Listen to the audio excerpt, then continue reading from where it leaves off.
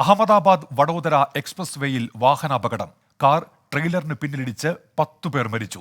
ശ്രീനാഥ് ചന്ദ്രൻ ഇപ്പോൾ മുംബൈയിൽ നിന്ന് വിവരങ്ങളുമായി ചേരുന്നുണ്ട്. ശ്രീനാഥ്, എങ്ങനെയാണ് ഈ അപകടം ഉണ്ടായത്? എന്തൊക്കെയാണ് ലഭ്യമാകുന്ന വിവരങ്ങൾ?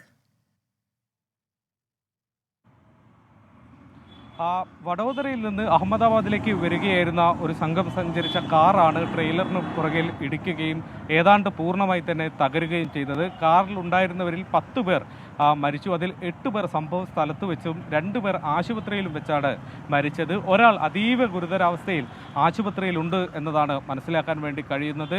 ഇന്ന് ഉച്ചയോടെ ഈ അപകടമുണ്ടായി എന്നതാണ് അറിയാൻ കഴിയുന്നത്.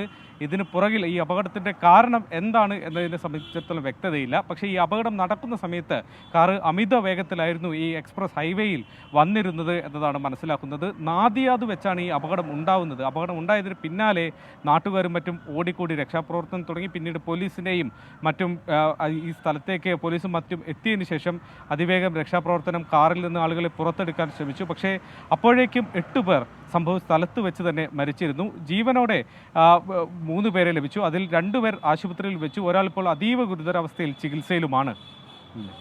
ശരി, ശ്രീനാഥ് ചന്ദ്രനാണ് മുംബൈയിൽ നിന്ന് വിവരങ്ങൾ നൽകിയത്. വലിയ അപകടമാണ് ഉണ്ടായത്.